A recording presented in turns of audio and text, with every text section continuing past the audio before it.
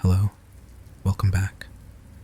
Tonight's episode finds the increasingly paranoid Dorian Gray hiding away a terrifying secret portrait that reflects his moral corruption, all while being consumed by the sinister influence of a strange book gifted by the corruptive Lord Henry. So let's delve into another chapter from Dorian Gray.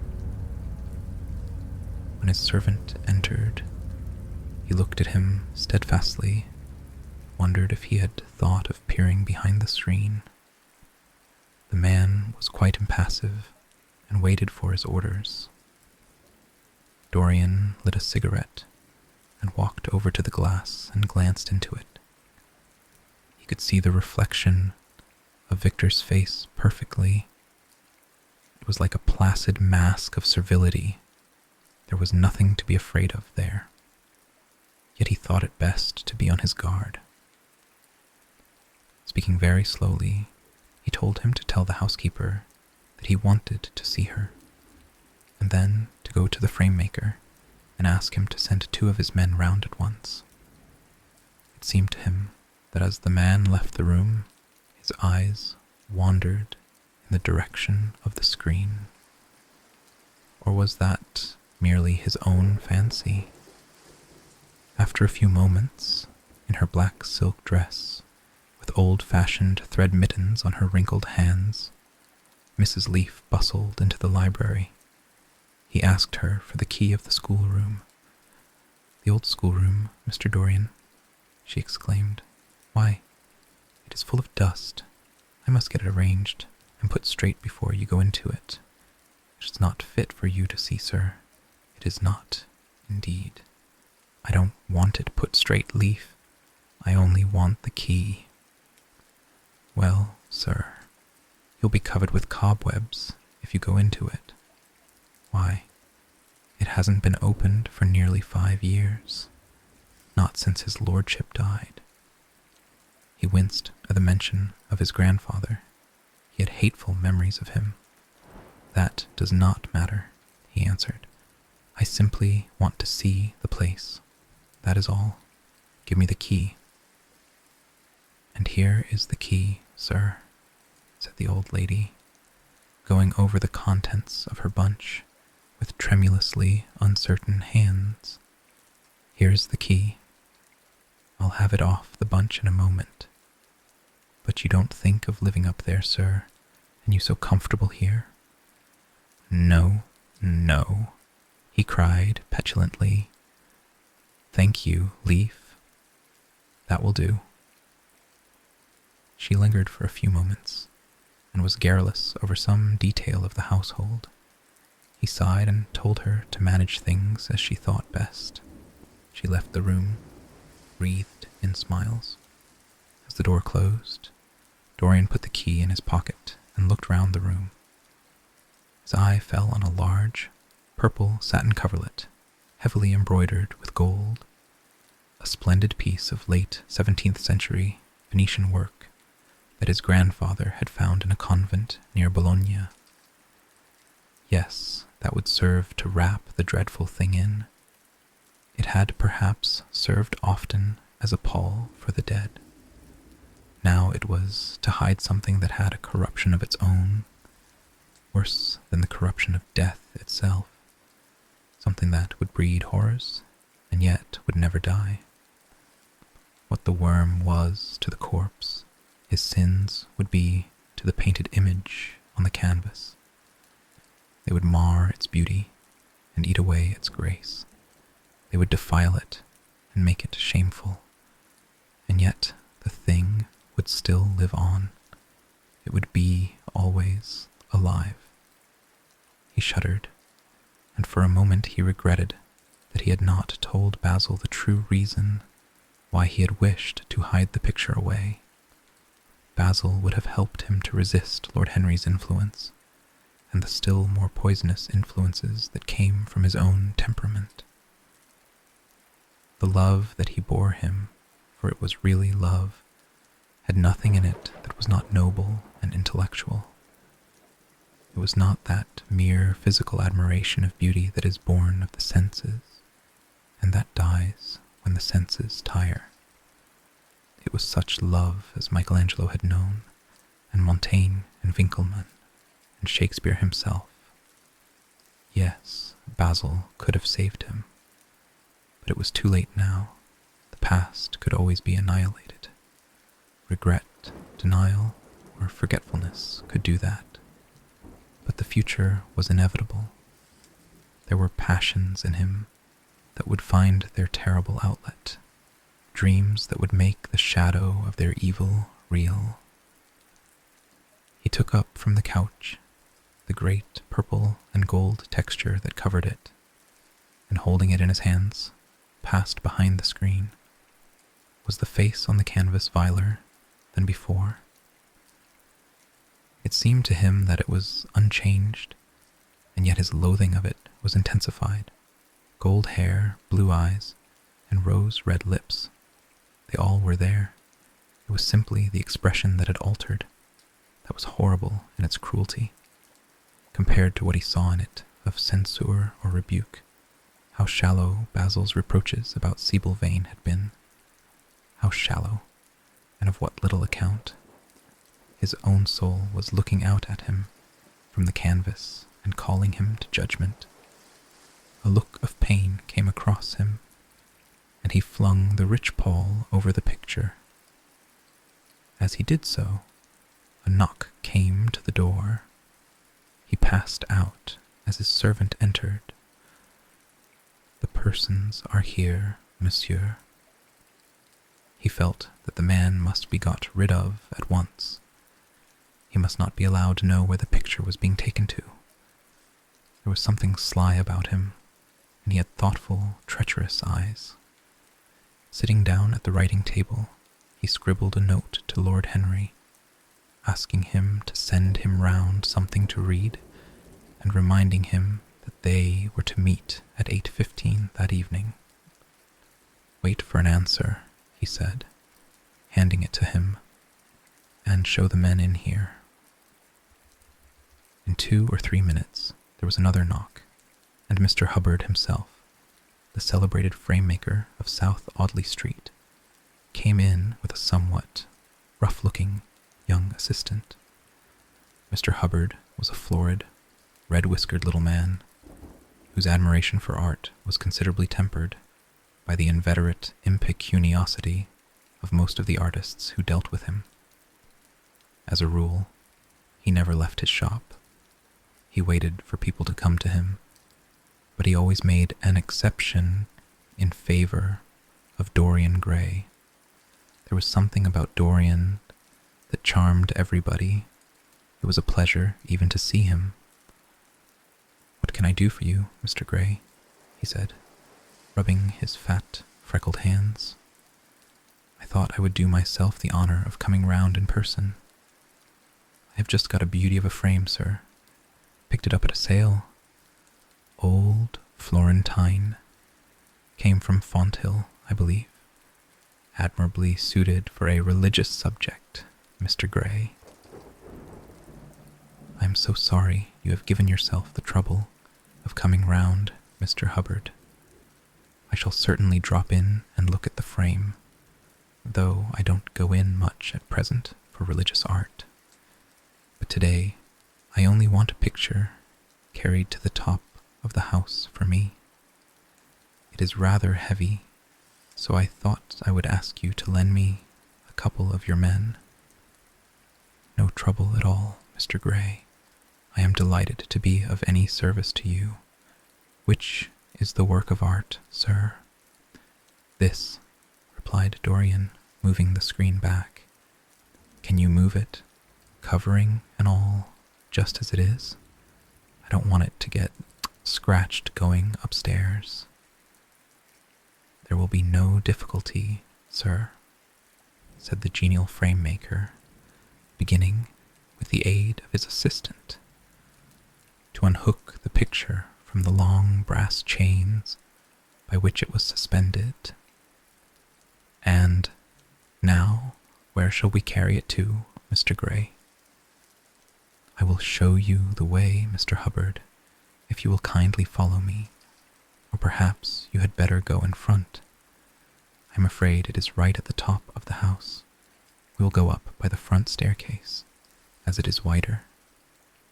He held the door open for them, and they passed out into the hall and began the ascent. The elaborate character of the frame had made the picture extremely bulky, and now and then, in spite of the obsequious protests of Mr. Hubbard, who had the true tradesman's spirited dislike of seeing a gentleman doing anything useful, Dorian put his hand to it, so as to help them. "Something of a load to carry, sir?" gasped the little man when they reached the top landing, and he wiped his shiny forehead. "I am afraid it is rather heavy," murmured Dorian as he unlocked the door that opened into the room that was to keep for him the curious secret of his life and hide his soul from the eyes of men. He had not entered the place for more than 4 years. Not, indeed, since he had used it first as a playroom when he was a child, and then as a study when he grew somewhat older.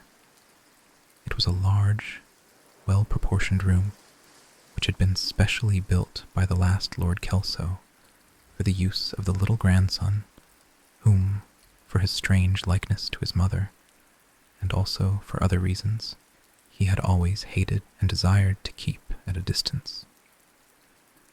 It appeared to Dorian to have but little changed.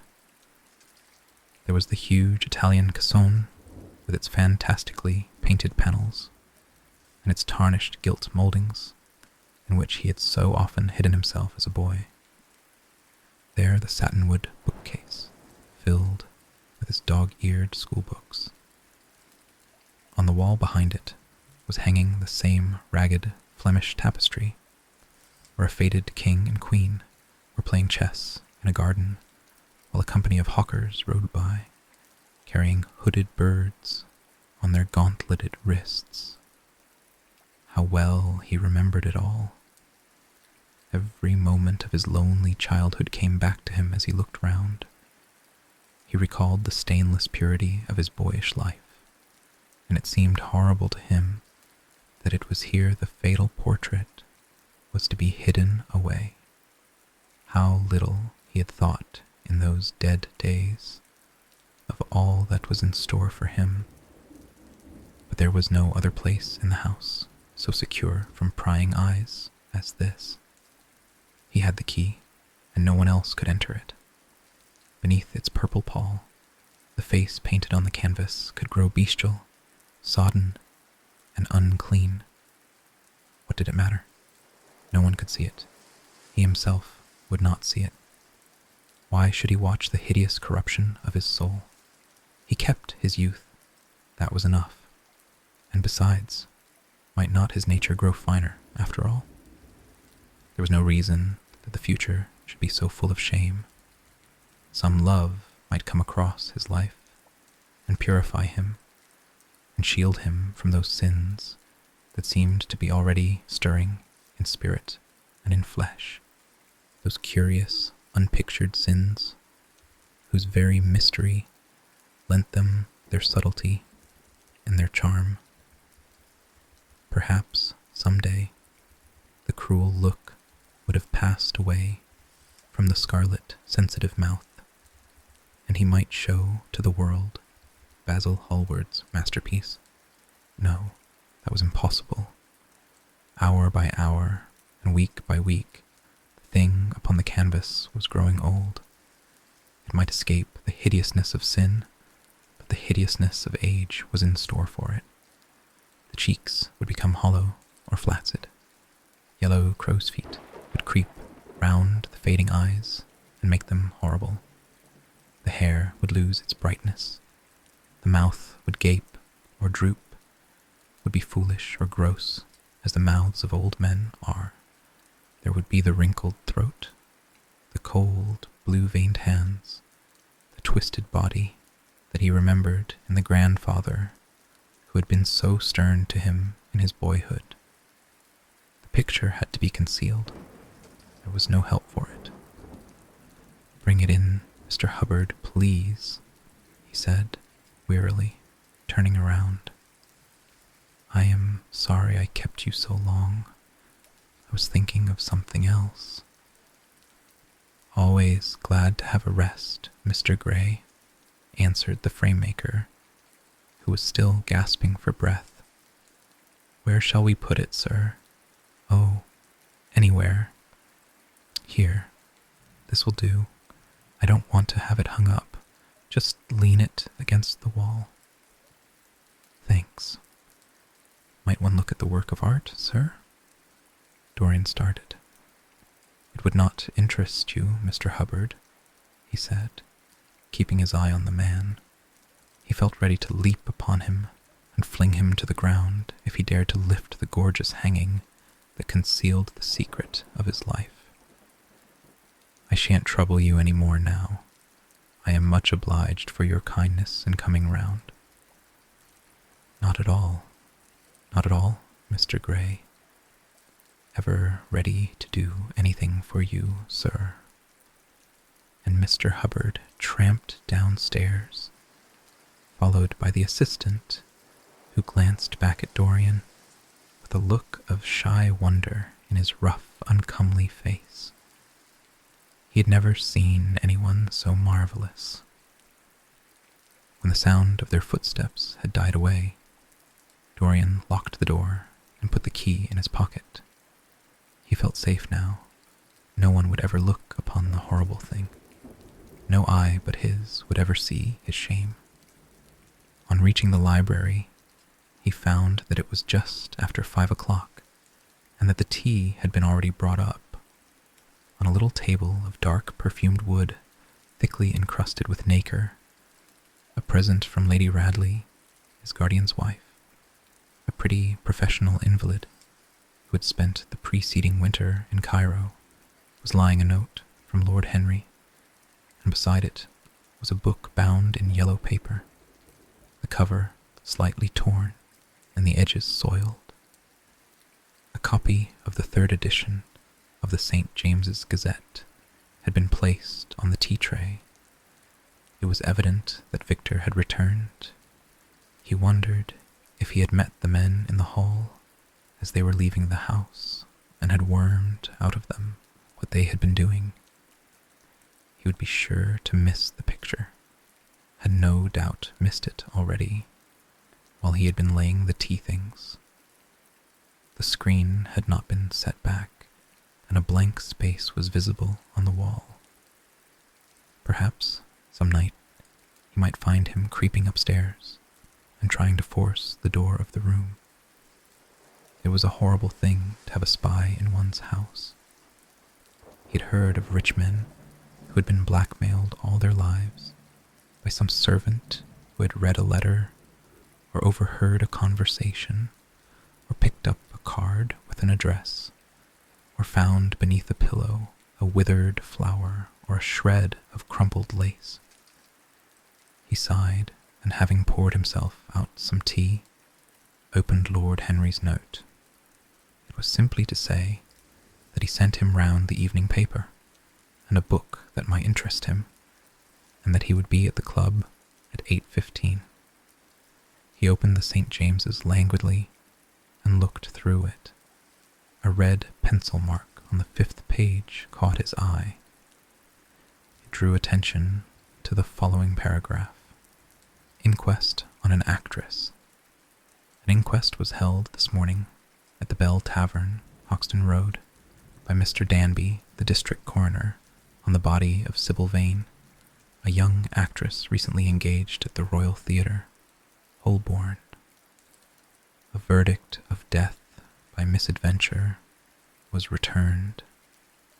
Considerable sympathy was expressed for the mother of the deceased, who was greatly affected during the giving of her own evidence, and that of Dr. Burrell, who had made the post-mortem examination of the deceased."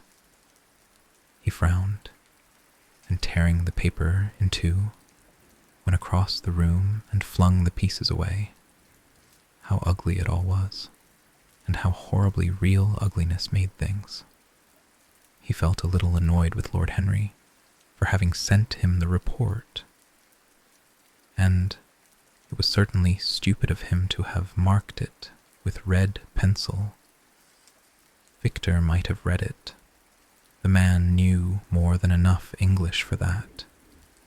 Perhaps he had read it and had begun to suspect something. And yet, what did it matter? What had Dorian Gray to do with Sybil Vane's death? There was nothing to fear. Dorian Gray had not killed her. His eye fell on the yellow book that Lord Henry had sent him. What was it? He wondered.